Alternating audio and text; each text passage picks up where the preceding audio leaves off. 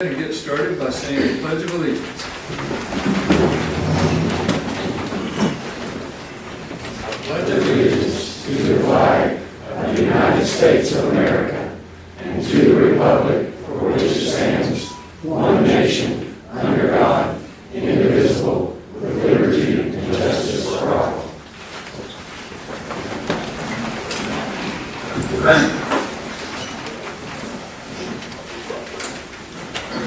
All right, Commissioners, we've got a busy program tonight, a busy agenda. I will try to move a little faster than we usually move through our reports.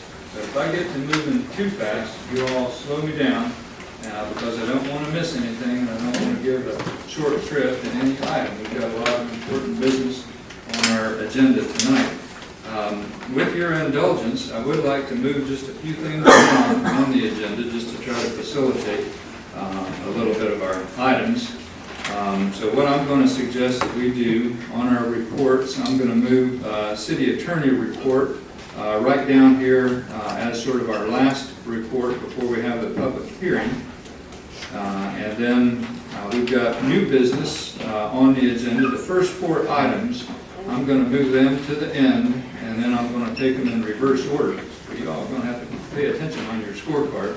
But I know this might not make sense now, but I think it will help us to run a little bit more efficient meeting tonight. So, Commissioners, with your indulgence, that's how I'd like to tackle our agenda tonight. Any concerns with that? Okay. We've got a lot of folks here that want to make presentations and stuff, and it's all really important, and I'm grateful for them. But we've also got a public hearing that I know a lot of people are interested in, and we'll get right to that, and then we'll get to some of our other items. Okay, with that, the first item in your packet is the minutes from our last meeting. This was on October the 15th. You all have had a chance to take a look at these minutes, and let me see if I can get a motion in a second to get them on the floor for discussion, and we'll go from there. I have a motion to approve the minutes of our last meeting, October 15th. A motion to approve the minutes from October 15th meeting. Second? Second. Got a motion and a second. Okay, Commissioners, any revisions or adjustments? This was a pretty long meeting that we had as well, but I think our recorder did an excellent job capturing all this. I'll give you one more minute just to look over it.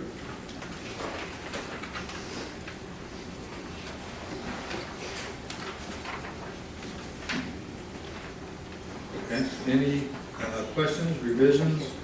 Anything missing here? It's hard to find an error or omission. Okay. All right. All in favor of approving the minutes for our last meeting, say aye. Aye. Any opposed? Okay. The minutes are approved. All right. Next item is the finance report. We need to approve the minutes from the November 4th call meeting. Oh, okay. We've got I more guess we minutes. need to approve those also. Yeah, they're not in the packet. They're for you.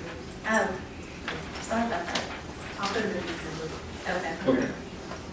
Okay. You can't Okay. hear anybody. We can't hear you. Nick, we've got more minutes to approve. We had a special call meeting on November the 4th, and so that meeting, of course, is a public meeting as well. We took minutes, and we'll need to approve those, but we'll do them at our December meeting because the Commissioners did not have a chance to take a look at those yet. So we'll get that on the next one, so thank you for that. All right, next item, finance reports. Let's go to the interim city manager. Okay, if you'll pull out your operating statements on page 1 for the income. Looks like we're above budget about 19% with our local sales tax. We budgeted for about $82,000, we got $97,760. If you get up through there, everything's pretty on target, maybe just a little under. We were over in our state sales tax, over in the state alcoholic beverage tax, a little under in the gasoline tax. One notable is our city court fines were up. We'd only budgeted for about $8,800, and they came in at $13,000.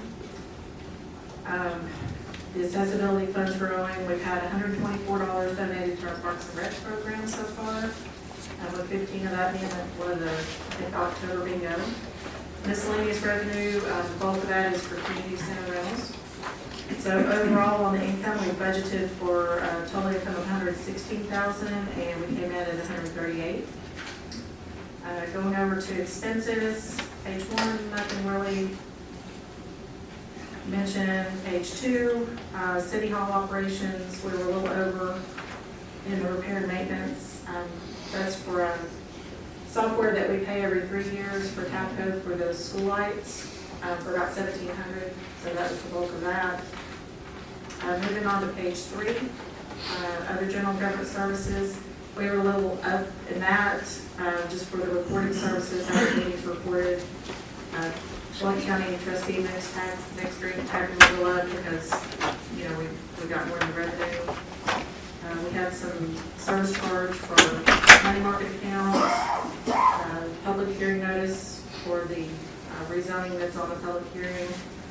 Police administration, nothing really to report there. Public Works was a little bit over under repair and maintenance because they purchased an edger with the attachments and a couple weed eaters with the attachments. They've been edging the pipe really good sidewalk. And on page 4, Parks and Rec was a little bit over for promotion and advertising. $250 that was for a banner to put up there at the elementary school gymnasium, and $150 went to donate for concessions. And the bike trail maintenance is over a little bit because we've added a handicap potty that wasn't budgeted in the original, so that's why that is that. But overall, we're doing good. We budgeted for negative income of -$7,000. We came in at $11,900. Overall, we're doing good. Year to date, we budgeted for net income of $93,000, and we're holding steady at $159,000. Okay, sounds good. Can you go ahead and give us an update on the charter of accounts? Sure, our operating fund, general fund is about $740,000, street funds 204, drug funds holding at 48, and the accessibility fund is up to 1,300. Commissioners, any questions on the finance reports? Okay, good numbers. October is the biggest month for Townsend, so I think that's reflected here. Okay, can I have a motion to approve the finance reports? A motion to approve the finance reports. I have a second. I'll second it. Okay, got a motion and a second. Commissioners, last call. Any questions on the finance report? Okay, all in favor of approving the finance reports, say aye. Any opposed? Okay, finance reports are approved. Let's move on to the next item, which is our building and codes report. Got building here first, Mr. Blair. Yeah, good evening, Commissioners. Pretty easy month. We had issued 3 certificate of occupancies this month and had 2 new permits for the month of November. I hope to have on the agenda for next month our new driveway grading permit that's in the works right now with the Planning Commission. So, Okay, thank you for that report. Any questions for Mr. Blair?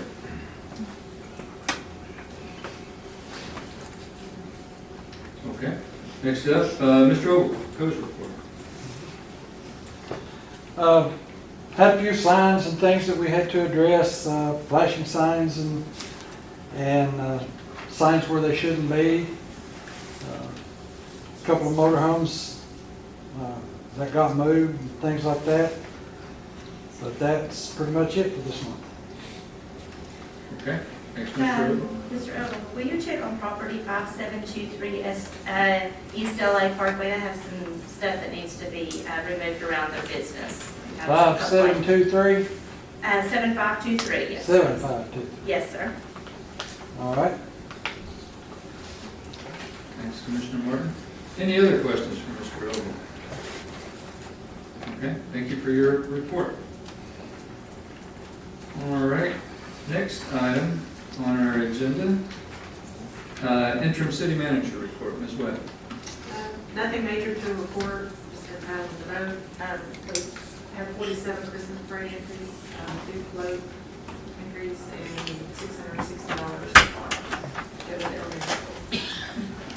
Very good, 47 entries already for the Christmas parade. I know we're all looking forward to that. The Christmas parade is December the 1st. Yes. Commissioner Satterfield will cover that in her report.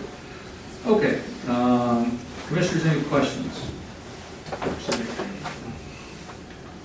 Okay, moving along, police report, Chief Conde. Yeah, just business as usual. Don't really have anything.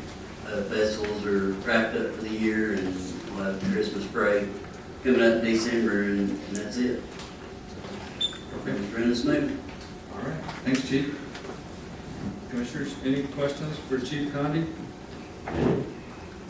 Okay, let's move on to the fire department report, Chief Stallion. So I've had business as usual, and had a lot of runs lately, but everything's going well. Also, we're ready to wildland fire season. Not had a hard frost yet, so that's good. Right now, there's still a lot of leaves on the trees, but that's going to change. We do have some wind coming in the next few days, but the rain that we got today keep us a little damp, so everything's looking good. Also, to know what from a county level, we met with all the fire chiefs, Park Service, Tennessee Department of Forestry, even some of the city fire chiefs were there just to discuss wildland fire and our areas of issue in the county. They're not just the mountains, but we're also looking at developing some sort of a task force and continue on. Our next meeting's actually going to be up in the Smoky Mountains National Park with their fire guys, but had a good turnout, a lot of talk, and getting prepared for the inevitable. Excellent, thank you so much. Commissioners, any questions for Chief Stallion? I don't have a question. I just want to thank the police department, the fire department, and Parks and Rec for a wonderful Child Safety Day. We just did a small scale this year, and not the big scale that we've done in the past, just for the kids in Townsend School, and it went really well. So thank you all for your support and donating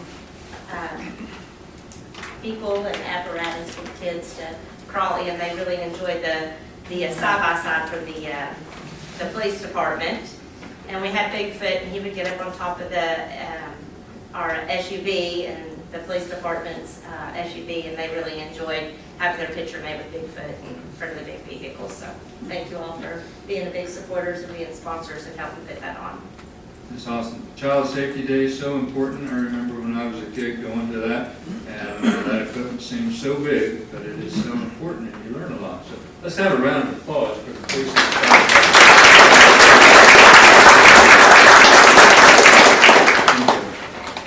Next up, maintenance report. Mr. Jones. Thank you, Mayor. As you know, our Christmas lights are up. We got them up today. Big shout out to Superior County Electric for helping us get those up. No really news other than I did speak with Katie Kerr about our grants for the mowers. She did get all the emails and everything and had them sent off. As soon as she hears something back, she will contact me. But other than that, everything's good. Okay, grants for the mowers we discussed last time. Yes. Commissioner Martin, Commissioner of Streets and Maintenance.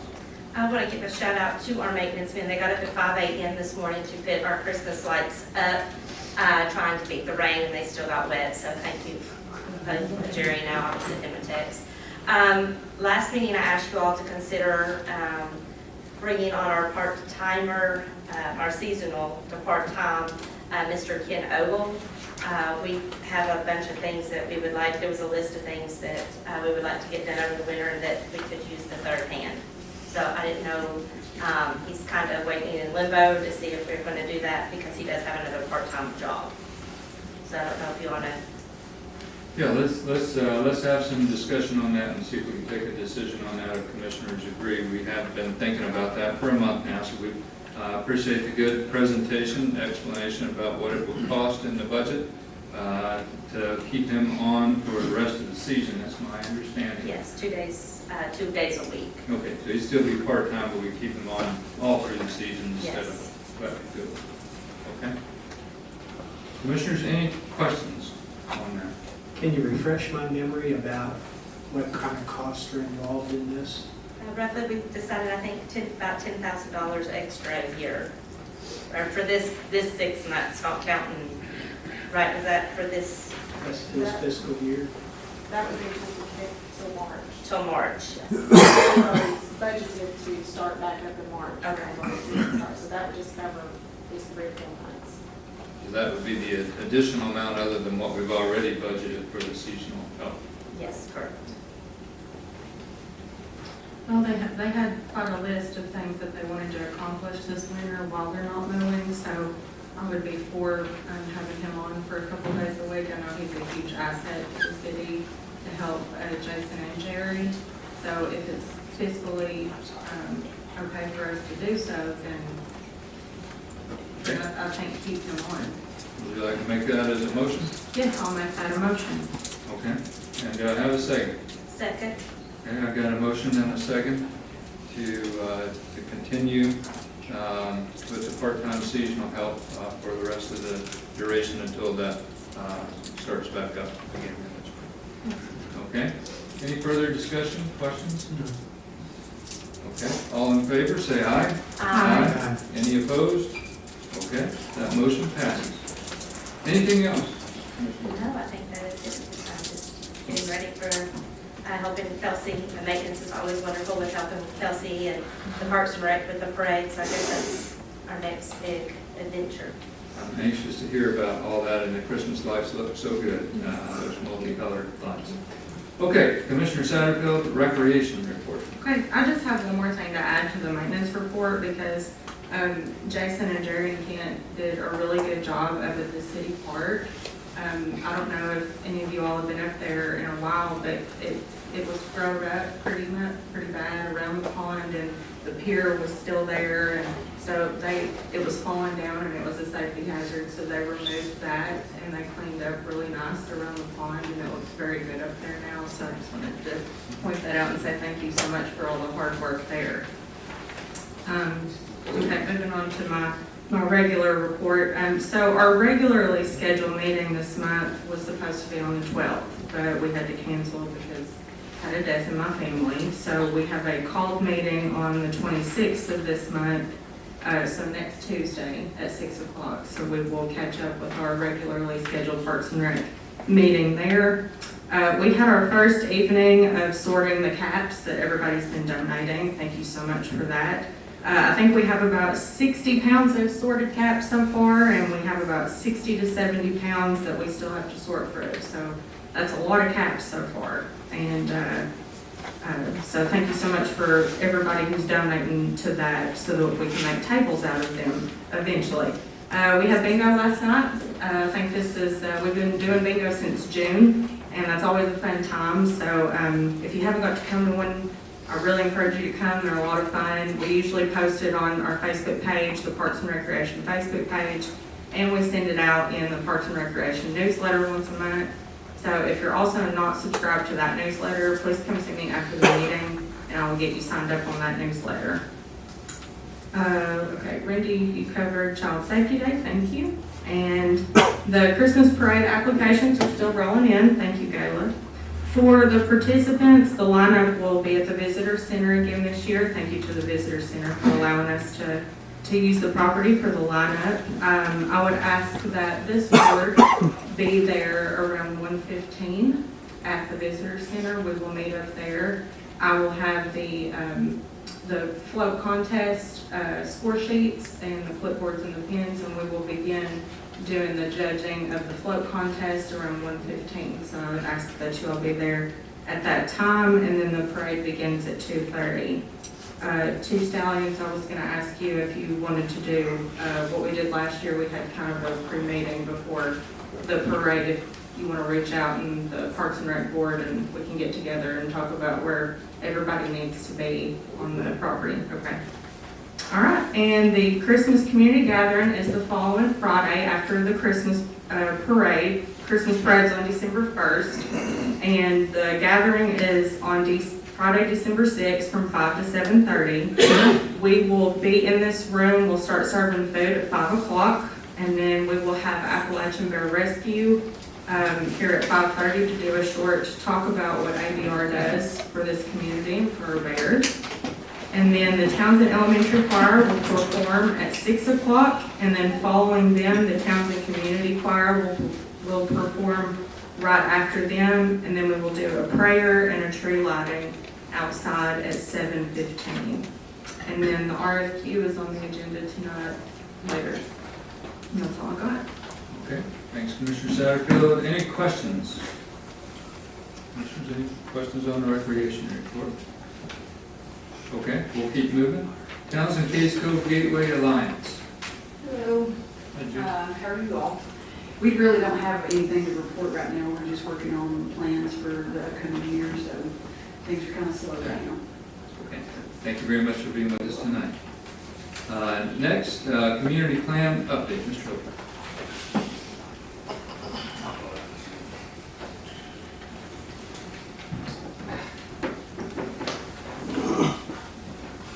Based on tonight's agenda, I'll do a completely abbreviated. Our meeting was earlier. Our meetings are prior to the commission meeting at 5 o'clock, normally till about 6, or some change. So those out in the audience, if you get a chance and you want to participate, there's open forums and places to have input, and we would really appreciate your time to come to our meeting earlier today. We are moving forward in our process, working with our 2 consultants to start collecting, I would say, a rough draft of the vision statement to start presenting to the community. The open house went very, very well. The presentation earlier today gave a lot of the content, and we got a lot of good information. Once again, we want to thank the city for taking all the postcards out, I don't know how many households, we hit every household in Townsend, and the free mail service. Thank you so much for doing that. But that open house was reached out to every Townsend citizen, and I believe we had just 100 or a little over 100 attend. So you should have that document. I think you, Gail, did you get that in their packet? You gave them the vision statement? Okay, all right. I'll get to that really quick. The vision elements in the threefold, the survey, online survey, and then we had a word cloud collection, and then with the open house, just for lack of, just to conserve some time for you. The words that kept popping up are words we've heard. I'll just hit the word. Okay. We've heard preserve, protect, nurture, welcome, foster, embrace, create, and celebrate. And the last one is celebrate our rich cultural heritage. So I think we're currently up to date. The next meeting, we should really be moving into working with some more information on the document, and we should have a Gantt chart out. And I think that's all I have for the time. Okay, sounds good. Mr. Hope, thank you for that report and with us. I'll tell you what, I'll read real fast because this is a draft, but this is really important. And I know you probably intended to read this, but I'll just read it real quickly because it is so important. Please feel free to join us. We've got lots of seats around and we've got more chairs that we can bring out. So these are the vision elements based on the input from the community. Preserve the peace and serenity that defines Townsend, safeguarding our pristine landscapes, clean water, pure air, and dark night skies. Protect the natural habitats of the diverse flora and fauna that enrich our lives, ensuring a balanced and thriving ecosystem for generations to come. Nurture a close-knit community where residents feel a strong sense of belonging, connection, and support. Welcome visitors to share in the beauty and tranquility of Townsend, inviting them to experience the peaceful side of the Smokies responsibly and respectfully. Foster a vibrant local economy that supports homegrown businesses and provides opportunities for all to prosper. Embrace thoughtful and measured growth that enhances our community without compromising its character or natural resources. Create infrastructure and amenities that benefit both residents and visitors, promoting accessibility, walkability, bikeability, and access to outdoor recreation, and celebrate our rich cultural heritage, honoring Cherokee European settlements who shaped Townsend history, showcasing their stories through museums, trails, and interpretive displays.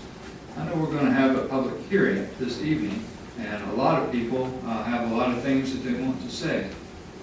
these elements, I think, probably reflect the sentiments of a lot of people in this room tonight. And so I hope that we'll continue to work on that, and this will be part of our vision statement for our updated community plan. Okay, with that, Commissioners, now we will come down to City Attorney report. So, Mr. Carver, I appreciate you joining us tonight. I'm going to ask you to address a few things because we do have some things on our agenda tonight where commissioners have asked questions along the way. I'm going to give commissioners a chance to ask you some questions, and I think this will be a good opportunity as we move next into our public hearing. So we have several things that pertain to our ordinances tonight. So some are the planning and zoning regulations, some are special event ordinances. And so I'd like for you to share some thoughts.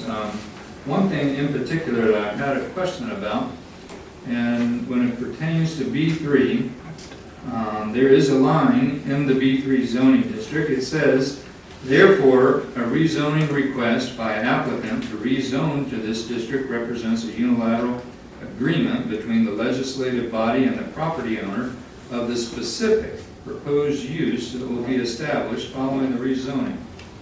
I'd like for you to maybe just give us a little guidance on what that means. That is a little bit different than the other two zoning districts, and so I want to understand that as we go into that discussion. And then just if you can have any other guidance you'd like to give us and then answer questions from commissioners. I'll turn it over to you, City Attorney. Let me start with this on that language you just quoted. It's language like that that keeps we lawyers in business.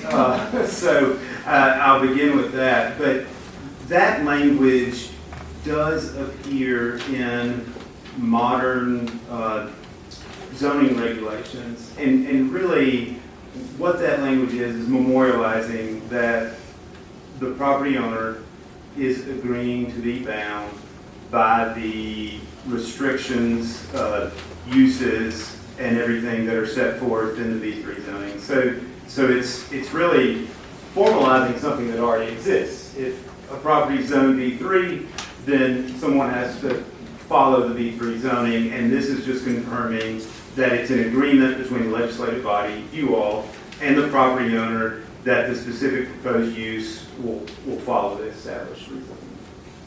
I've got a question on that because there are a number of permitted uses in any zoning area. This language here calls out a specific proposed use. And so if it is rezoned to a specific proposed use, does that mean that somebody can come in later and use that for a different proposed use? Or is that what this language here is trying to address?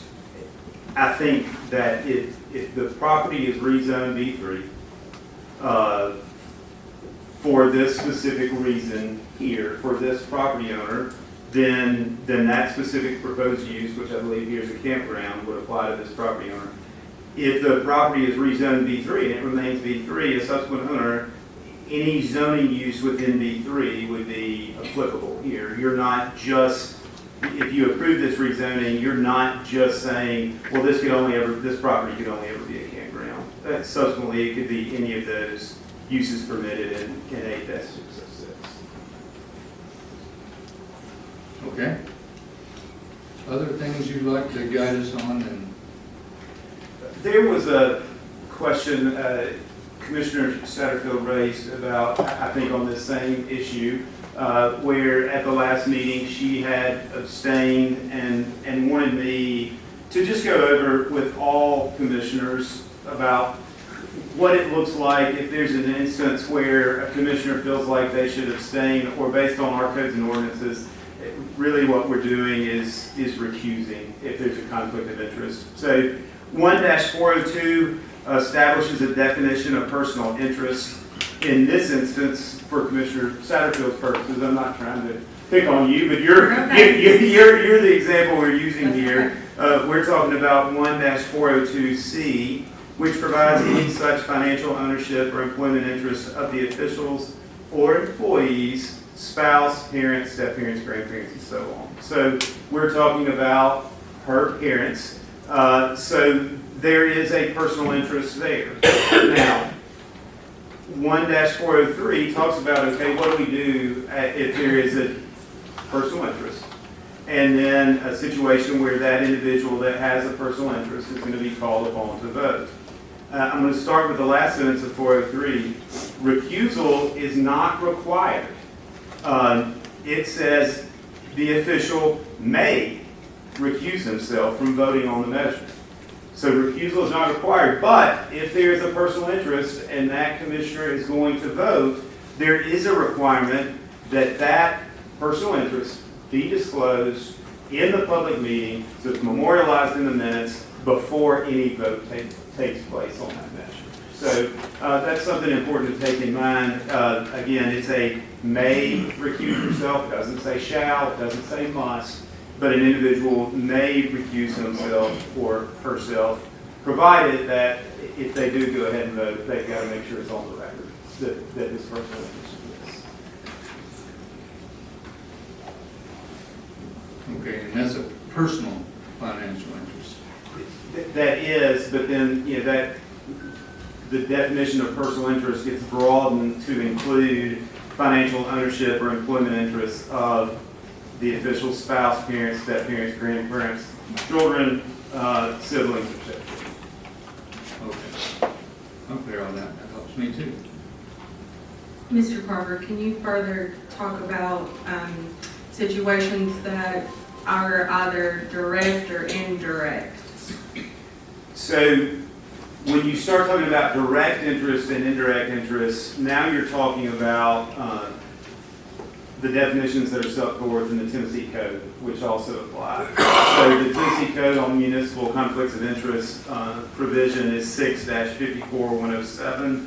A direct interest by statute is defined as any contract with any business in which the official is the sole proprietor, a partner, or the person having the controlling interest. So in your situation here, not a direct. An indirect interest then is a contract or a situation in which the officer is interested but not directly so. So your situation as parents might well fall into that indirect situation. Can you further, I'm sorry, keep going, please. Can you please clarify when a commissioner abstains, that is not constituted as a yea or nay? It doesn't mean that they're for it or against it, they're just removing themselves.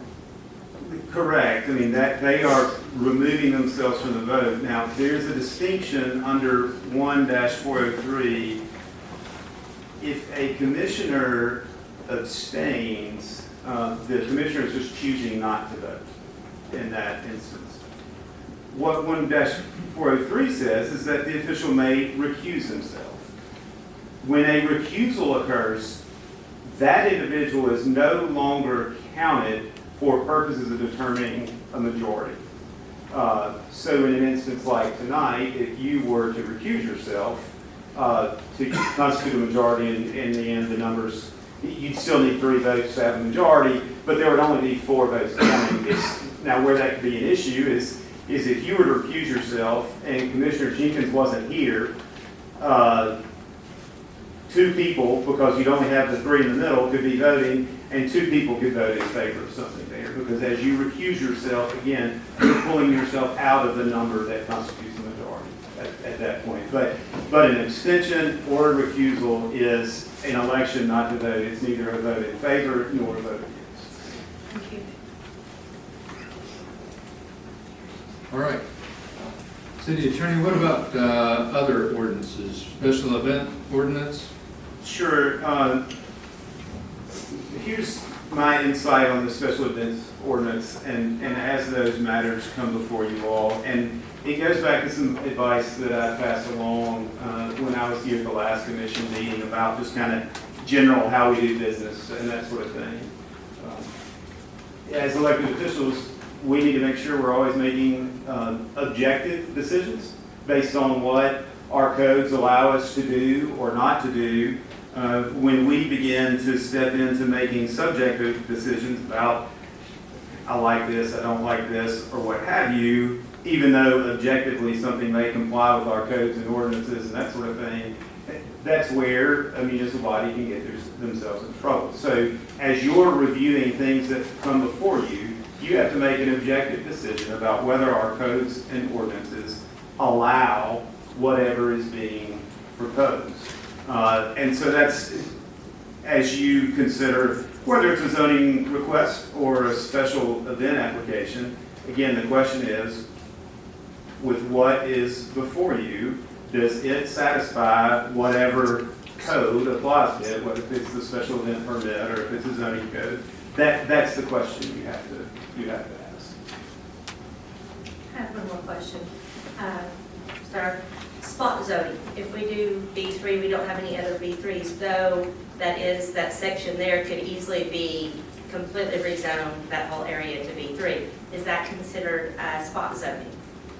So typically you see spot zoning where, because this is all a business area, if this was a residential area and we were going to plot down a business zone, a commercial zone or something like that, that's where you start getting into spot zoning. It's pretty typical that you're going to cluster your business zones in areas, and there may be one parcel that you want to have certain types, but because maybe another parcel that's right beside it has a road, an arterial road beside it, and you may not want it to have the same uses. And so you may zone it B1 or B2, whereas you may be okay with a more interior lot, for instance, being B3. So you do have to be careful with spot zoning, but I think here, because this is the property we're talking about tonight is a cluster of other business zones, I don't think you're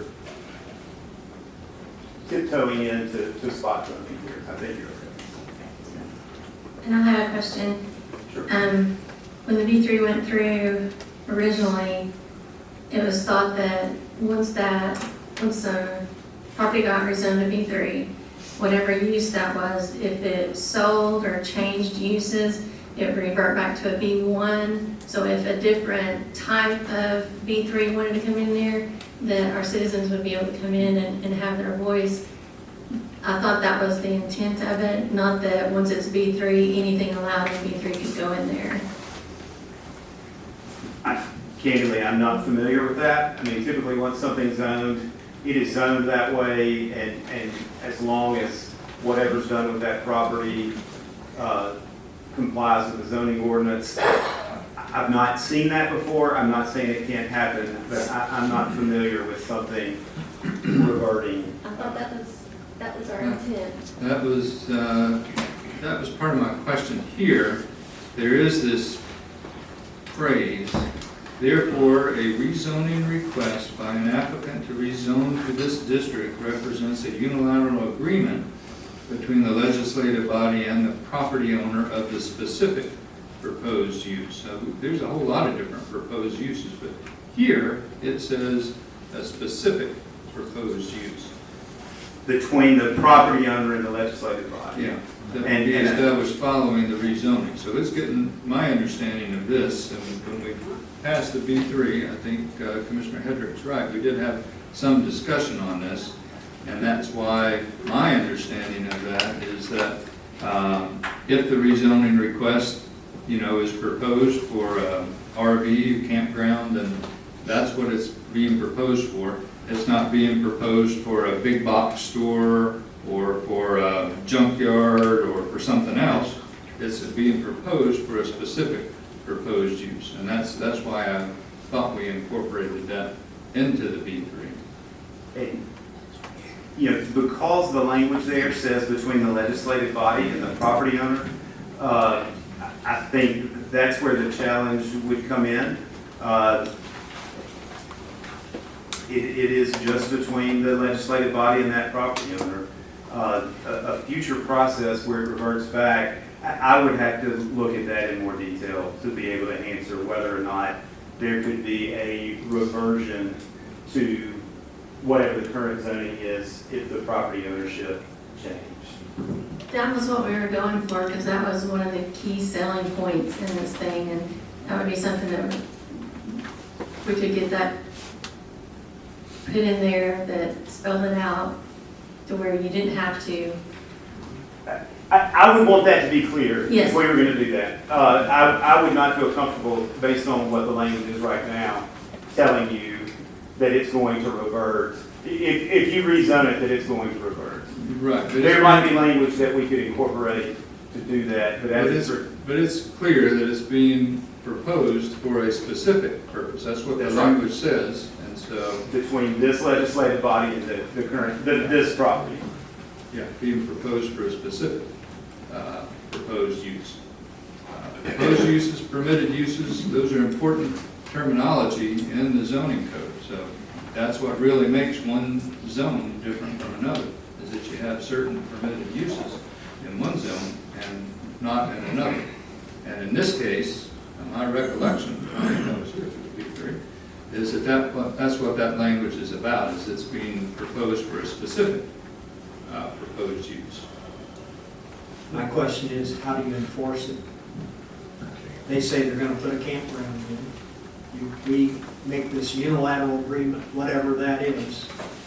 They put in a campground, and a year from now, the campground's not doing good, so they put in a drugstore. That's not the proposed use. How do you enforce that? I mean, that's an inherent challenge we have in our existing zoning ordinances. We've encountered that with other zoning code violations that we've seen in the past. You know, as a threshold level, the code enforcement officer can issue citations for violation of the approved zoning. The challenge is the state constitution caps us at fining somebody $50, and there's some dispute about. The statute says that each day it's in violation can be a separate $50 fine. Judge Dugan, the circuit court judge, has heard this issue before, and he opined that the daily $50 fine cannot begin running until after he makes a decision as a court of full jurisdiction. We don't have the ability to have a jury trial here. What the Constitution says is a fine over $50 has to be in court with the right to a jury trial. Now, you can file suit. You can seek a temporary restraining order, permanent injunction, trying to get the property owner to stop whatever that use is. But you know, there's never a guarantee when you take something through a process of litigation that a court's going to agree with you and enter a temporary restraining order or a permanent injunction to strip the property of their other rights. But that's really the biggest measure that we would have, would be to seek that equitable relief from the court. But It's interesting to me that when, I wasn't involved, but when the B1, B2, B3 was, that ordinance was adapted, you guys only put that requirement on the B3. You didn't put that requirement on B1, you didn't put that requirement on B2. So it seems like you had a specific reason for putting it there. And I'm trying to figure out what it really was and how you intended to enforce it. I think that's a reasonable question, and it was intentional to put that language in there, and I think it was intentional for the B3, because those are high-intensity uses. So this is a highway business district. Each one of those uses constitutes something a little different. And so part of the reason we're here tonight is because it also includes a public process. And so I think we're going to hear a lot about, what folks believe. But there is that language in there, and it's specific and it's intentional, and I do think it has an enforcement ability. And I think it might go even beyond that, because if somebody wanted to put a different type of business in there, they could probably come to a planning commission for a building, a site plan for a different type of business. And so that allows us another opportunity to be able to take into consideration that unilateral agreement. So it was very thoughtful and intentional. We had a number of public meetings and workshops on it. Some of you all might have been here. This was not adopted that long ago. But that's my recollection on that. Mr. Jenkins, that's what I think. It would be enforced. You could have a codes violation, but you could also have other things that you would take into consideration if the use changed significantly from the proposed use when it was rezoned. And that's correct. I mean, if this property owner built a campground, sold the property, and somebody wanted to use the property for something else, when that use changes, they would have to get approval through the planning commission process. And while not an enforcement mechanism per se, the planning commission could decide whether or not what they're proposing to do is the specific proposed use, or whether it is other use permitted under B3. Sorry to interrupt you. No, you're fine. We also have a statement in there that says, in the B3 description, there is a sentence that states, permitted uses in this district, B3, are considered only within the scope of the consistency with the land use plan of the city. How's that interpreted? Who interprets that? Well, the planning commission could have to interpret that as in the matter that comes before the planning commission, and then you all, as you all decide. That's one of those things that I've talked about before. Those concepts are a little vague, a little subjective, maybe a lot vague and a lot subjective. But who had the decision-making authority, planning commission or the board of commissioners would make that determination. I would highlight as well that that is a current lacking in our current land use and transportation plan. That's why we're working so hard to get the community input for the vision. Because these elements that I read earlier tonight would be part of the community plan. We also call it land use transportation plan. But then you would have that language in there, and the planning commission, the board of commissioners, would have something to refer to.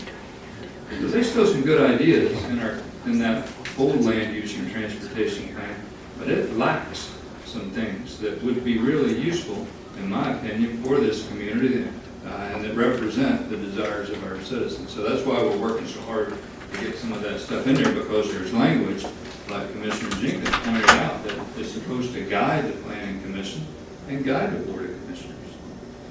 I do have a follow-up question. Earlier you said, hey, if it meets all these requirements, you gotta approve it. Well, it meets all the requirements, but the citizens say, no, we don't want it.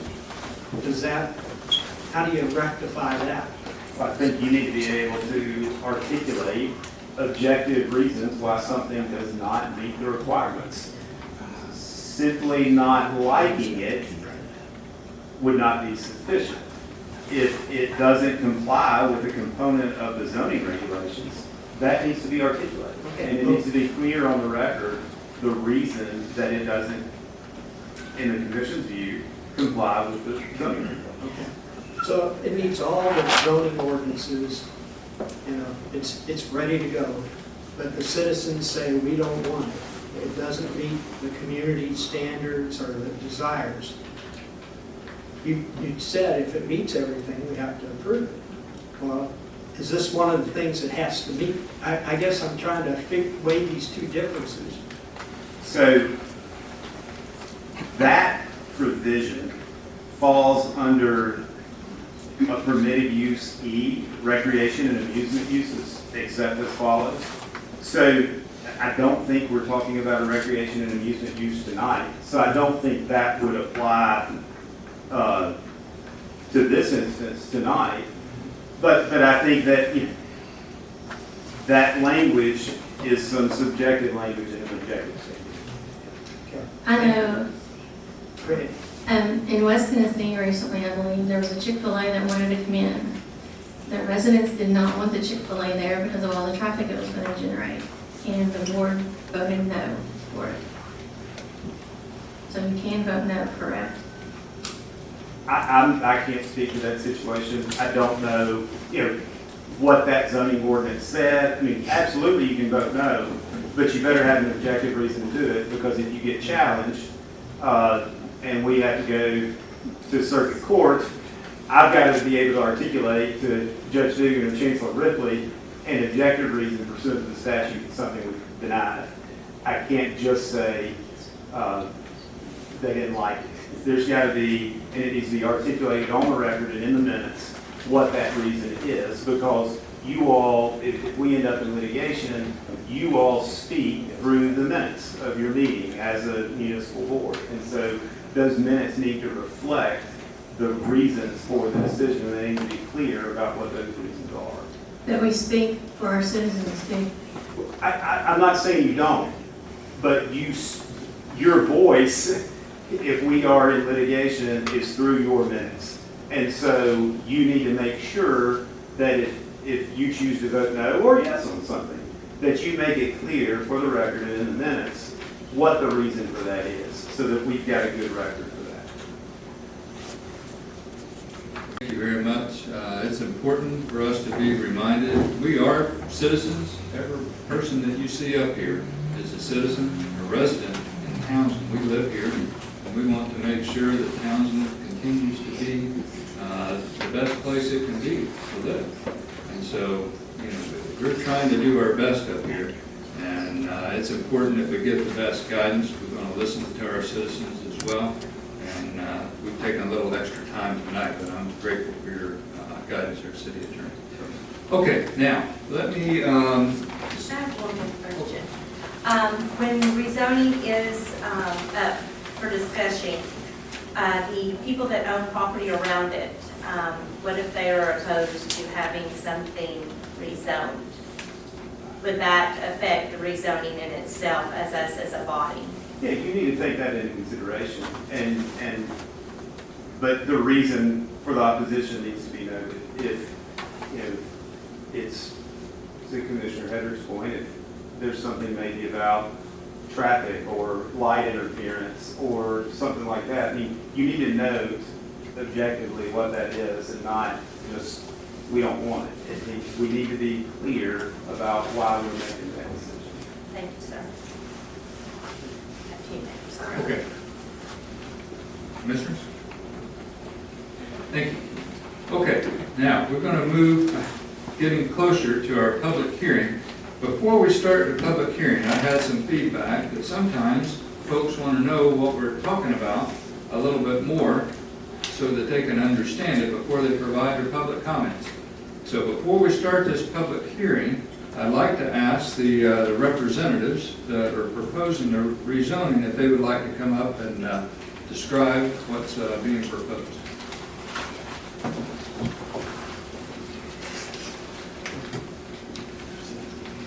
Thank you, Mayor. Thank you, Commissioners. We appreciate the opportunity to provide some additional clarity for everybody here. If you could just state your name. Brett Stewart, and I'm with Outland Hospitality. We have the property here under contract with Tally Ho and the adjacent parcel that's being discussed tonight for rezoning.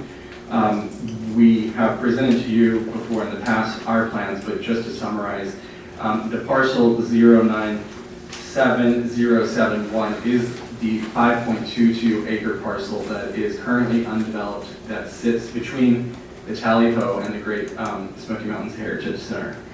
That parcel, as you all know, has no buildings on it currently except for a small cottage. Our intention is that if we acquire the overall property, is that we've looked at different development opportunities there, stuff that is very consistent with what Townsend wants for its future, what is consistent with its goals for tourism. Our conclusion is that an upscale RV park is what's feasible in that site. And again, we are looking to do something that complies both with your design guidelines, your traffic concerns, and your aesthetics. So regardless of what we do in terms of it being an RV park, it's going to be something that we feel very strongly will fit in next to that area. The reason for the rezoning, as everybody knows, is that B1 does not currently allow RV parks or campgrounds. But as it was previously stated, B1, the primary purpose that is written very clearly into the ordinances is to promote tourism and the tourism-related businesses in that area. We were not part of the rezoning process that created B3 and that took RV parks or campgrounds out of B1, but they are not in that use today. We would certainly argue that those are uses that actually contribute to the goals of B1. And so the fact that they're not in there seems like a miss. And so our request to go from B1 to B3 is somewhat of a technicality. We understand their concerns about the alternative uses in that zone. But to that point, I think there's a few things that we would highlight here. One is that, as previously mentioned, the permitting process that we would need to go through just to get to be compliant with the RV park development allows for checks and balances there to make sure that we're going to do what we are saying we're going to do with that site, and that it's in compliance with all of the RV park guidelines. And I would like to remind everybody also that there are very specific design and density requirements for RV parks that are very well done. We were very pleased to see that they really line up with our vision for what we think, which is a lower density site. So there are those checks and balances. And then again, we would be the most significant neighboring property of this RV park. So we will have our own significant investment in that. And it's that in and of itself, is sort of a governor, if you will, to make sure that we're not going to do something that, for lack of a better term, junks it up or becomes an eyesore or that creates a nightmare, because we have long-term and would have long-term interest in the overall property. So our goal here is to create an upscale RV park that's really complementary to the Tally Ho Inn, that leverages the same staff and the amenities and really brings that town to life, and in a way that it's not now, but is really well suited for doing so. And that's what we've done. We are from the North Carolina mountains, a town that's the same size or smaller, quite frankly, than Townsend. Also one stoplight town where large developers are coming in. And so it's no coincidence that we're equally excited about something and a place like Townsend. We understand the concerns and have treaded into this very carefully, and really think that we could hopefully be a good participant in the community. Commissioners, any questions? I can ask a couple. We're talking about this 1 5-acre plot. Are you also buying Tally Ho Inn? That, really is, we are looking at that. I think we've said that publicly. We have not determined that we will make that acquisition without Okay. this. One of the reasons I ask is it looks like your check-in path is through the Tally Ho Inn parking lot. We have not done any official design, primarily because we knew this process had to go there, and we had to get through this process first. None of the materials we provided previously were final. We will do that with licensed architects and engineers that will comply with all of the regulations. But the idea is that they would be able to partake in the amenities and walk across the boundaries of those parcels. We hope to bring the restaurant back in some form or fashion at some point. That, again, we would want the RV park guests to be able to go and use those seats. I've got another question. This came up in one of the emails I got today. There's a belief that the septic field for Tally Ho Inn is on this piece of property. Don't know if that's true, but that's the belief of some people in the community. If you put an RV park there, obviously you're going to have to do something else with the sewage. Do you have a plan for that? We do have a plan for sewage, and it does not require moving any of the current sewage. So there's no sewage there that would be disturbed. Okay. Sewage is obviously a concern for everyone in the city. We understand that very well, and we have already spoken with highly qualified sewer system designers who are already doing work in Townsend and for projects you've recently approved. Okay. That's it. Commissioners, any other questions? I have one, but welcome. Any other questions? Okay. Mr. Stewart, you're the proposed property owner, and usually when a rezoning request comes, it comes from the current property owner. So I just want to make sure that I know that the current property owner is supportive of this. Yes. I think I've asked this question before, and the answer is yes. The answer is still yes. Okay. Okay, that's all my questions. Now, what I'd like to do is I'd like to open a public hearing, and we've had a list of folks to sign up. And so I would ask, do we have the list of folks that will sign up, have signed up to speak? Approximately how many people do we have?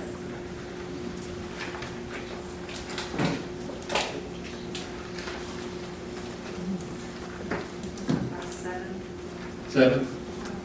Okay.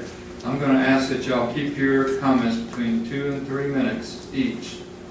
Closer to 2 would be better, but if you need 3, you can go ahead and take 3.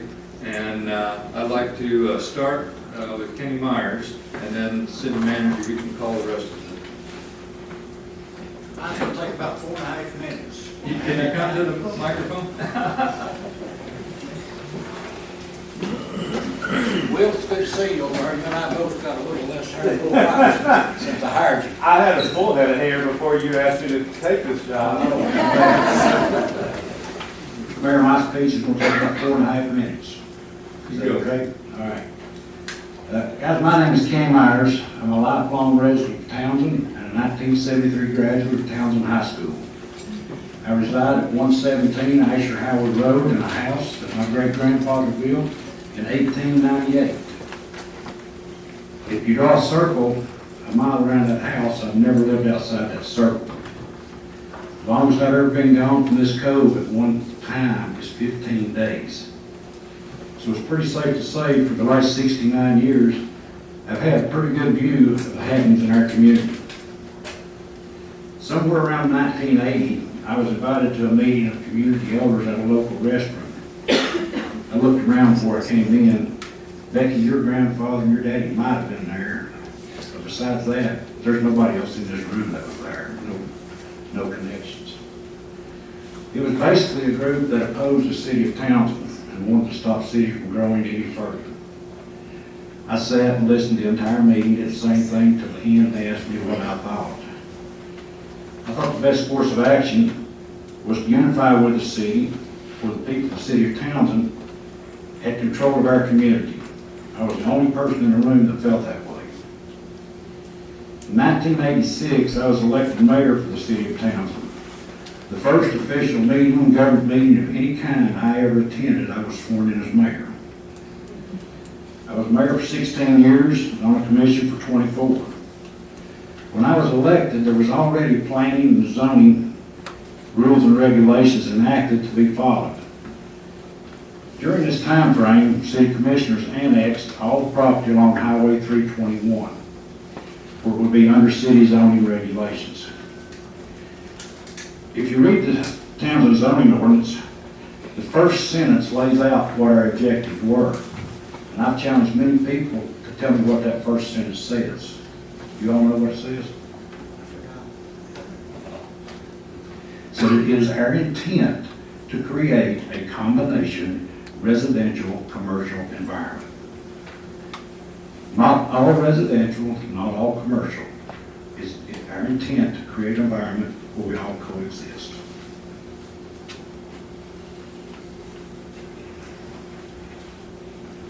It is our intent to hold commercialization to along Highway 321. So anything commercial ventures that are along the highway, we felt like, were viable options. And if you look around, I think we've been pretty successful. So far, Townsend has held it to the highway. The reason Townsend doesn't look like our neighbors, Pigeon Forge and Gatlinburg, is that reason was we had a plan. The only way you will ever decrease the pressure for Townsend to grow is to move it away from the national park. That's not going to happen. One of the biggest concerns I have heard through the years is we don't want Townsend to change. It changed the day the high school closed. It changed when Cage Cove Reserve was built. It changed when Highway 321 was widened. It changed when IGA was built. So you see, we all are responsible for changing Townsend. 40 years ago, there was one police officer in Townsend. And very bare minimum, fire department and first responders. Today, Townsend basically has 24-hour police protection and excellent fire and first response. We now have a good grocery store, hardware store, pharmacy, and other opportunities in Townsend that we didn't know would be possible 40 years ago.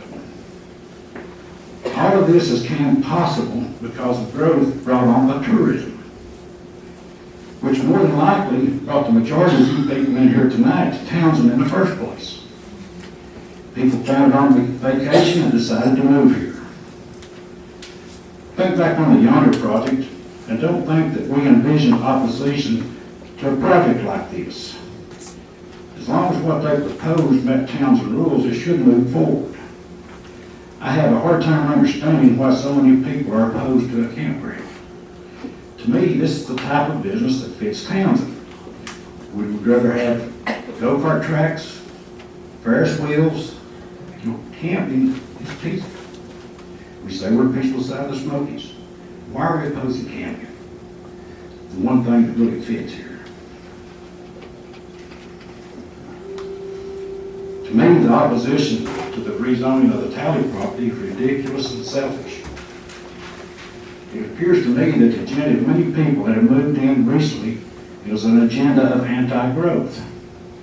The race to be the last one in, who's going to win the prize? We'll come in, build your house, change it, be the last one here, stop growth. Personally, I don't agree with this opinion. I want to see my community prosper. I don't want a situation where every type of tourist-related business is opposed. We talk about wanting green space. If you follow the setback requirements as established by the current zoning ordinance, it is there. When I left office for the last time, I stated that I was done, I would never come back. And I never intended to return to a city meeting. But the actions of my community over the past few years have made me realize that I need to speak up on this issue. I'm astonished by the amount of oppositions to campgrounds. If people are opposed to these types of developments, what are they willing to allow? The answer to that is nothing. So many people that have vacationed here and decided to move here are vocally against anyone else to experience Townsend. We promote ourselves as peaceful side. I would like to emphasize that I consider campgrounds peaceful forms of development. People say they want green space. We have 816 square miles of green space 1 mile from us.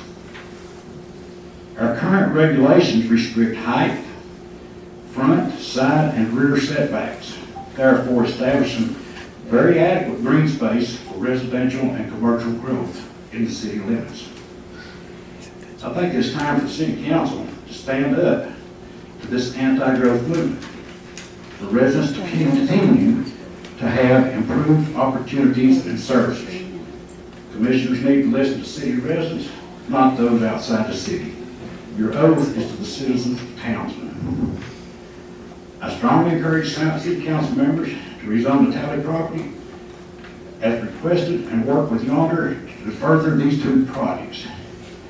Both projects adjoin Highway 321 corridor and fit the type of growth that best fits Townsend.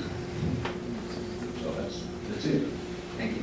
Thank you very much. Okay, next. We have Kara Hendricks.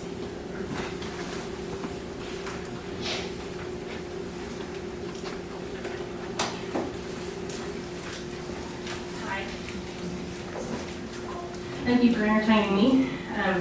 I've got some notes and kind of just a little scattered, so I'm not a big public speaker. So. You could just state your name. Karen Hendricks. I am also a longtime resident of Blount County. I currently live in Maryville. My grandparents are residents of Case Cove, so this part of the county is very special to me. We do live in a beautiful place, and I remind my grandkids of that every chance I get, every time we look up at the mountains. I'm also a property owner at Sundown Resort and president of the board of HOA there. Sundown Resort is a private campground. We own our lots individually, so the concern is not that the campground could be built on the rezoned parcel, but that our property values could go down if we are surrounded by large-scale businesses by rezoning to B3, as well as the safety and security of our properties. My property backs up to this parcel, so it's an extra concern for me, as these folks here on the front row too. These are also lot under the sundown. One statement I would like to make is to Mr. Stewart. I think I just heard him say that he would like to bring some life to that end of the Townsend. I had my property in sundown because it's not overcrowded, that it's not crazy. It is 2 lanes, thank goodness it's not the 4 lanes, so people are turning left at to go to Pigeons Forge. So I honestly don't think that we need life at that end. I think we're doing just fine. I also wanted one other thing to say during the planning commission meeting, one of the members said that him and Mr. Talley checked with neighbors all the way around to see if there were any conflicts or dissensions and found none. I've not found one sundown lot owner that has been contacted by anybody from the planning commission or the Talleys. The only communication that we have had about the property sale was from a realtor who wanted to see if Sundown would be interested in purchasing the property.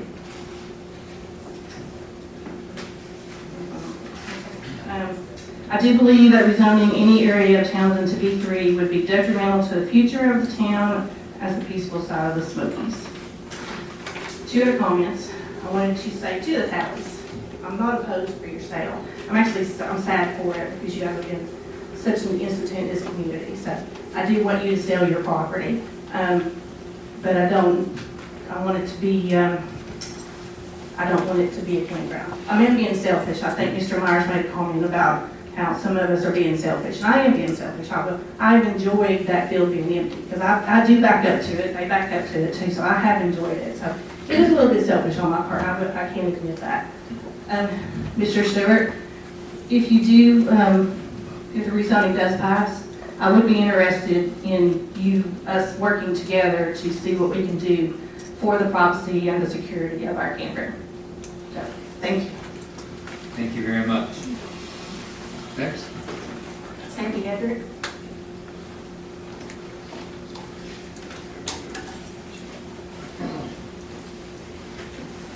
My name is Sandy Hedrick.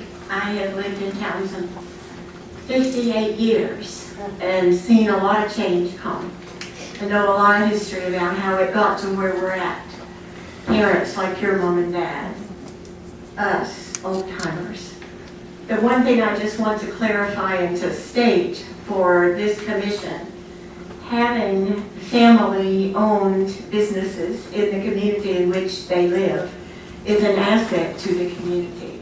It offers our kids jobs, it offers our grandkids jobs, it offers other people jobs, and the economy of Townsend, as Kenny has so greatly stated, we're a gateway community to the national park. And I think this development, the rezoning, would contribute immensely to the peaceful side of the Smokies.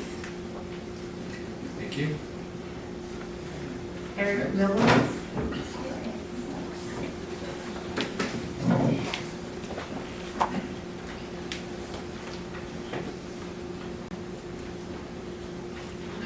Thank you all for letting me speak tonight. My name is Eric Miller. I have lifelong ties to Townsend. My father was raised in Dry Valley, lived on Oak Dental, so I've been in Townsend my whole life. I reside in Walden, and I am the vice president of the HOA. It's a resort. I am a lot of them. Growing up as a small child, people that worked up here in Townsend, I used to run a coke route up here. Matter of fact, I used to deliver to the carriage house back in the early 90s. So I've seen Townsend grow progressively. I can remember in the winter times we didn't even run the route up here because everybody closed up shop. So Townsend has grown. But one thing that I would like to challenge this commission is the corporation that I work for. I work for one of the biggest automotive suppliers in the world. And foresight. When you're looking at foresight, you're not looking just 2 or 3 years down the road. You need to be looking 10 to 12 to 13 years down the road. And I want to challenge you all to make the right decision. I don't oppose progress as long as it's done in the correct way. And I do have one question. This is the first commission meeting I've been able to attend. But when you pull this parcel up on the Tennessee .gov map, I know we're talking about the 5 acres that border 321. But the parcel shows it's 21.12 acres plus or minus. That other 16 acres surrounds the backside of Sundown Resort. So are they acquiring the whole 21 acres or just the 5 acres? Do we know that? What the rezoning request is for, my understanding is to rezone the 5.22 acres. Okay. Just the 5.22 acres. Because our concern is if it was the total 21.12 acres, that's going to affect a lot of people in Sundown Resort. And I do want to say, I think you already mentioned the discussion on the rezoning to B3. Because I was, as I was sitting there listening, I was thinking, well, what if this is only a campground for 3 years? What's it going to become of it next? So thank you all for letting me speak tonight, but I do challenge this commission to use that foresight to look 15 to 20 years down the road for towns in Tennessee. Thank you. Thank you. Mary Jenkins.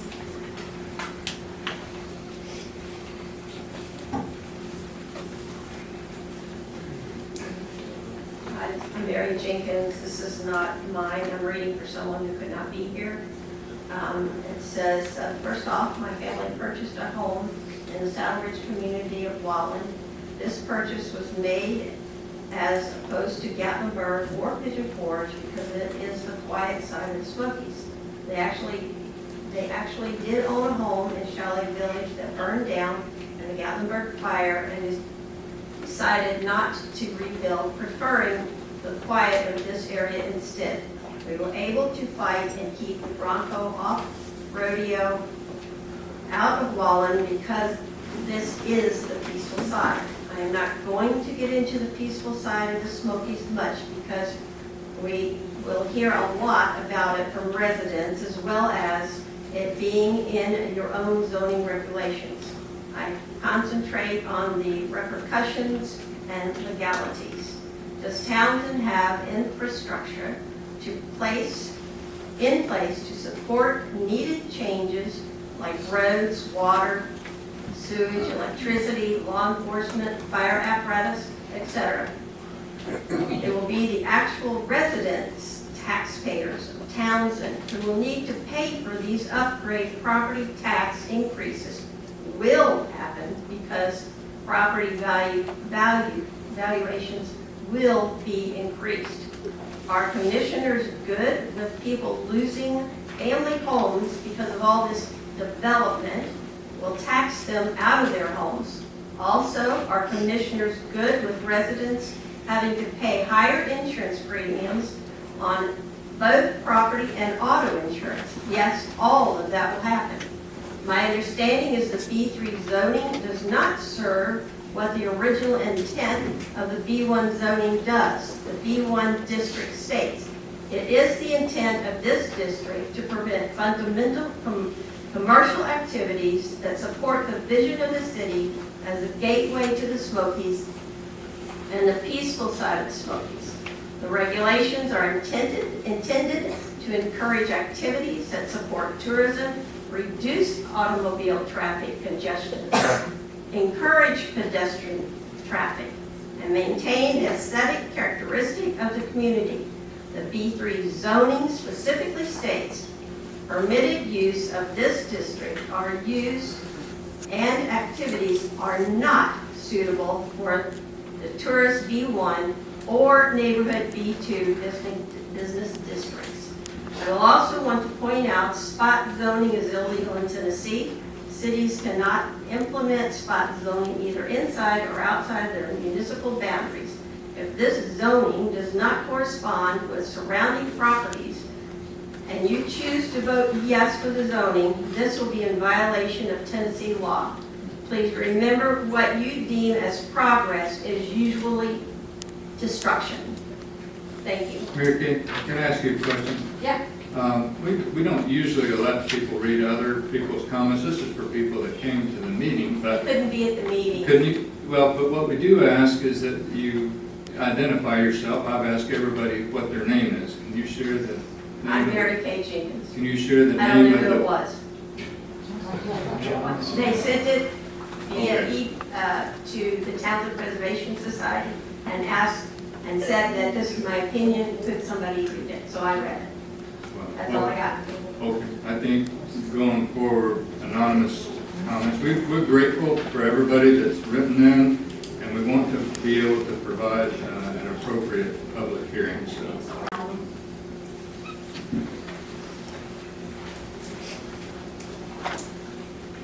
Houston Oldham, Love Tuckawee. I have a very simple thing to say, and I'm a resident here, and I support this rezoning from B1 to B3. So at the very least, you know that Sandy and Mr. Myers are three, and I are three residents who live in the city of Richmond, who are here to say that we support this rezoning. City of where? Yeah, that's where I moved from, city of Dallas. Okay, we all have some nerves. Okay, thank you, Mr. Wilson. Scott West?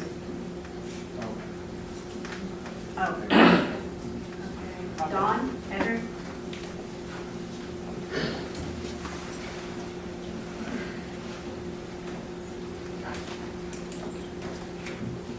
I'm Don Hedrick.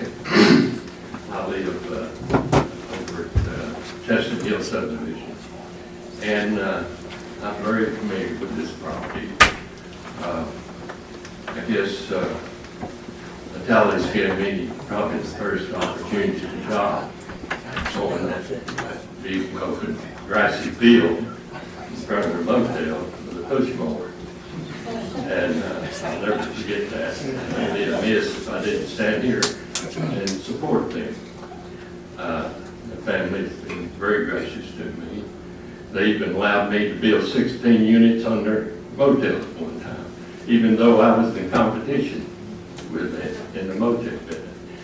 Now, this is the type of people that you find in Townsend. Now, these people are coming here, are wanting to come here and put what's called a high-end RV site, if I understand correctly.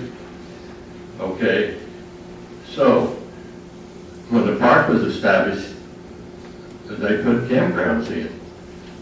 I challenge you to take one of these huge motorhomes and go to Cage Cove and find a place to park it. They're not there. We are a gateway community. And people come to visit the park, and they've got land somewhere. So this is the opportunity for these people to use the property. Sure, I'd like to see it open space, but somebody invested in that property. If I remember correctly, the Myers family owned a major part of the upper end. And it was divided up in small tracts, gave to the kids.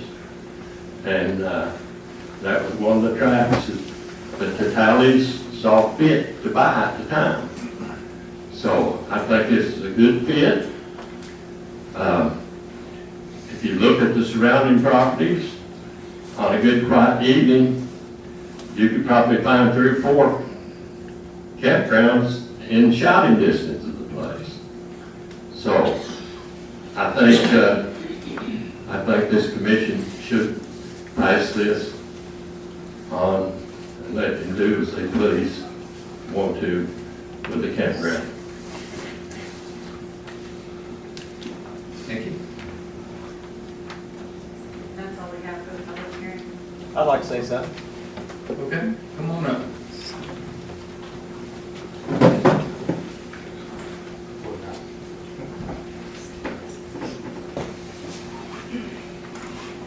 My name is Gordon Wright.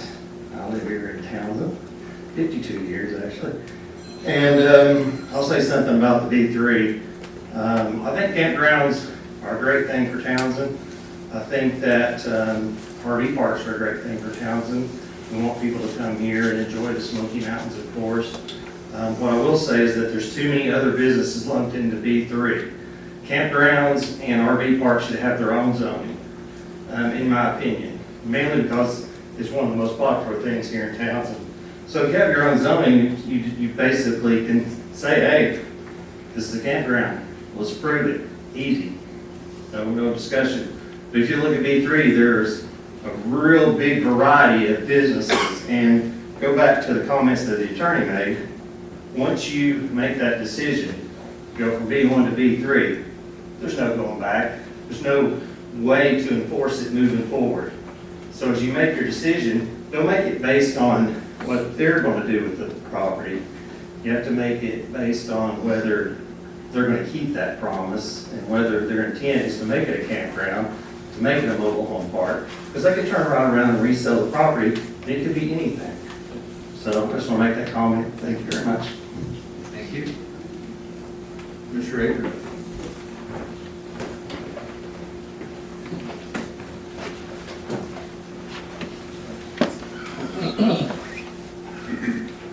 My name is Mike Aker. I don't live in Townsend, but I spent most of my youth in Townsend in my grandparents' home that burnt down 12 years ago today. Very emotional day for me. I'm also a sitting county commissioner in my third term, and I will tell you that zoning is my least favorite thing that I'm involved with as a county commissioner, because there's no way you can make everybody happy. You have to be as subjective as you can possibly be with the law. I have grave concerns for the city of Townsend making this a B3 spot, even though I'm in favor of the campground. And the reason why I say that is because there's absolutely nothing Townsend can do in a court of law if it's B3 and the owner decides to sell it and the future owner wants to tear it all down and do whatever they want to, because the written zoning requirements for B3 are what they are. You all have a legal remedy available to you based on the B1 zone that it is right now. You can issue these people a conditional use permit that will allow them to meet the other existing community uses in that zone for that piece of property and never put it at risk of being B3 in the future. It is legal in Tennessee state law for you to do that because the existing current uses in the same zone across the street are campgrounds. I'm not here to throw a cog in the wheel for Mr. Talley and this opposite. I want them to have their campground. I just am very concerned at what happens down the road if somebody decides to buy the piece of property that's got the money to tell you all, I'll take you to the United States Supreme Court. If it matches what it says in that zoning writ, you can't beat them. And this is a really big deal that your own attorney has kind of cautioned you about without just saying what I just said, because, well, he works for you and he's trying to keep somebody from knowing this. But I'm telling you, the wise thing for you to do is to invoke Tennessee state law for a conditional use permit, give them the opportunity to do exactly what they want to do and not put yourself at risk. I have said many times, with all of Townsend basically being B1, there's absolutely nothing preventing anybody from coming in with a bunch of money and filling it full of big hotels. And you don't want big hotels, but that's the way it's zoned. And somebody with money will take you to court and kick your tail because your own writing says that we can have big hotels everywhere in Townsend because it's B1. If Elon Musk decided to buy all of Townsend tomorrow, there's a whole bunch of people here would sell their places for millions of dollars and go somewhere else. And there'd be big hotels there because you can't stop them. Your zoning is really dangerous. And as a commissioner in Blount County, they tell us, if it says it, you have to do it. Now, we can say no, but then we're subject to the lawsuit individually if we violated what it said when we said no. So you all need to take this very, very seriously and look at legal options. Tennessee state law does provide the opportunity to fix this without changing the zone and without rezoning, because there are other businesses in the same zone doing what these people want to do. It is very simple. Your Board of Zoning Appeals can issue the permit immediately. So that's where I stand on it. And again, I'm absolutely not opposed to y'all doing what you want to do. I'm trying to protect the city of Townsend from a B3 later on, because there's no agreement now that will fix the new owner. Can't happen. Sounds good, but it can't happen. Won't happen in court. Lose every time. Your own attorney knows that's the case. Thanks a bunch. Okay, thank you very much.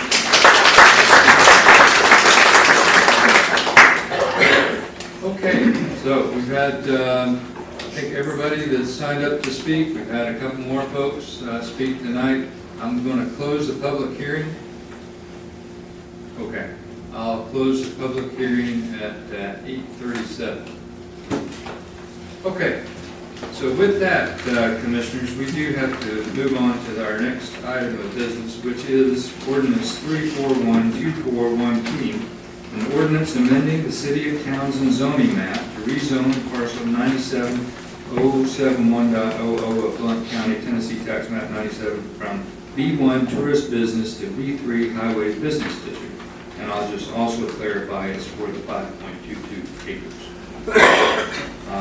Now, in order to get this up for discussion and for decision, I need a motion and a second. Mr. Mayor, before you do that, I need to go ahead and state what I did last month, the first reading of this, and recuse myself from this item on the agenda after discussing with city attorney and consulting with him from the Tennessee Code Annotated and the municipal codes for ethics. I will be recusing myself from this decision tonight. Okay, Commissioner Satterfield is recused. Okay, Commissioners, a motion and a second to get this up for discussion. This is just for discussion. That's the way it works on Robert's rule. Okay. We get it up, and we can vote on it after that. All right. So I'll make the motion that we get it up for discussion. Okay, do I have a second? Second? Okay, I've got a motion and a second. So Commissioners, you've heard the proposal from the developer. It's got consent by the owners. We've had a public hearing, and we've had a lot of public comments. We've heard from our city attorney, who's given us guidance. We've taken a look at the B3 zoning district and the language that's included in there. Do you have any other questions or any other points that you'd like to raise at this time? And I'd like to say one thing about B3, and you heard it all tonight, but if you look at the uses we allow in B3, it's construction equipment sales, shopping centers, big box stores, mobile home sales, lumber sales, auto sales, EV sales, boat sales, motorcycle sales, recreational vehicle parks, campgrounds, wholesale business, warehouses, storage yards, trailer sales, winery, pain management clinics, distilleries, and micro distilleries. That's a lot of possibilities for a piece of property that right now we want to talk about it being rezoned to B3 for a campground.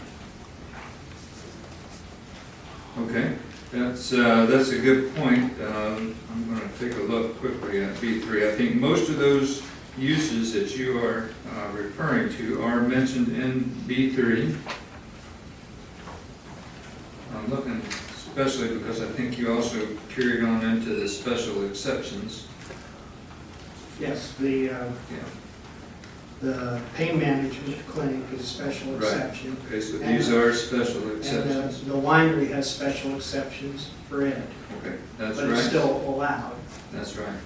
And so this is a highway business district, and what we did when we split this off from the B1 is we took a lot of those things that were high-intensity uses. Currently, there's no property in Townsend zone B3. So this is the first time we would ever zone something B3, so that's why we're being careful and we're taking some time to go through this. And so the intention for B3 was to be able to look at these uses as they were being proposed and to have public comment, much like we've had tonight. Because these types of uses were perceived to be, at the time, by the commission, as different as some of those things that were in the tourist business district, which is hotels and restaurants and things of that nature. So that's why they are these different permitted uses. The way this would go forward, my understanding is that if a developer wanted to come and rezone for one of these permitted uses, they would come through this process that we're having here tonight. And there is a particular language, we talked about it before, that the rezoning request by the applicant to rezone to this district represents a unilateral agreement between the legislative body and the property owner of the specific proposed use. In this case, it's to the RV campground that will be established following the rezoning. And so we did have some discussion about what are the remedies should that change. And so I believe that this language was put in here intentionally and that we do have those remedies that were described, such as codes enforcement and being able to look at the proposals through the planning commission for any subsequent building permits. So I believe that there are specific remedies that the city would have based on that language. Other questions or points commissioners would like to raise? I have another one. Also in B3, it says, it's called the Highway Business District, and it says the intent of this district is to provide a broad array of medium to large scale business activities that are more intensive in nature and are dependent upon adequate access to arterial roads with high volume carrying capacity of motor vehicles.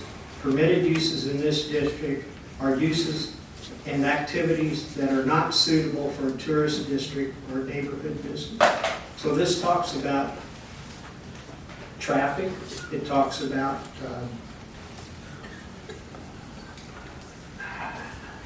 being high intense, not being a peaceful side of the Smokies type of location to me. This is my opinion. And because of that, I have real trouble supporting this. Okay. I'll also just recall a little bit of history on this B3. Prior to this B3, and we don't have any B3, as far as I know, we don't have any B2 in Townsend. Everything that was zoned business is in B1. Everything. And there's a lot of property that is zoned business in Townsend. I'm a resident here. I'm concerned about overdevelopment and trying to get the right kind of development that is reinforcing of the special character of Townsend. I don't want to see it grow up like the other side of the mountain. And so the reason we have a B3 is because we did try to separate out some of those uses so that we could take a look at them. And we're taking a look at them. And I think we're doing it in a thoughtful way. I appreciate all the points that are being raised tonight. I think we have to be careful and thoughtful about this. And so there is a difference between the B1 and the B3, and that was intentional. And there's language in there that I think was intended to address some of the questions that have been raised tonight. I think one of the next items we'll have up on our agenda is a proposal for B2. That should be a real interesting discussion as well. But being able to be thoughtful, one of the comments I heard, several of the comments, encouraged the commission to be thoughtful, to have foresight, to try to look ahead to the next 10 years, the next 20 years. I think I'll still be alive, and I want to be here in Townsend, and I want to make sure that the high quality of life that we have is continued to be preserved. So I'm not for overdevelopment. And I do think we have to be real careful about this. And that's why this community plan is so important, because it will have guidance that will help us when we're making decisions like this. I think when we did the B3, that was when Yonder was coming in. And I think the community was told that if we passed the B3, Yonder would not be approved. But Yonder came in as a hotel, so it didn't need to be rezoned as B3. Looking at things, the B3, there's a lot of open-ended things that, as our lawyer read, he read it a certain way, but our intention was something different. I have concerns about B3 and the things that go in the future. And then also for the residents around here for Sundown, the traffic, the noise, the safety, everything else, they have concerns, and B3 kind of needs to be looked at again in a little bit more detail. Yeah, and I think one of the things that I'll say, and, we have a lot of ordinances in our books. These ordinances are things that the citizens have wanted over time. So they have addressed issues that our citizens wanted, and they're not set in stone. There is a process. If these things are not fit for purpose, you all have heard us talk about a noise ordinance. Our current noise ordinance refers to phonographs. Now, I've got a phonograph, but it's not something that we often use. And so we're going to be discussing things like content-neutral noise ordinance. And so ordinances need to be constantly under review, and you'll hear me talk a little bit more about that if you stick around later tonight. It'll actually be the last thing on the agenda. But to Commissioner Hedrick's point, we probably do need to continue to refine our ordinances over time. So,